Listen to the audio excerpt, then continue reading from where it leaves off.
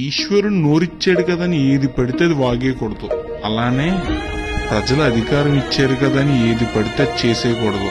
అలా ఏది పడితే అది చేసేసి కనిపించిన భూములు కబ్జా చేసేసి గోదావరిలో ఇసుకను మింగేసి ఆ వచ్చిన డబ్బుతో అక్రమ సంపాదనతో ఆడవాళ్ళకి చీరలు పంచి పెడదాం అనుకున్నావు కదా చెల్లా. చూడు నువ్వు ఇచ్చిన చీరలు ప్రజలు ఏం చేస్తున్నారు చూస్తున్నావా చెల్లా.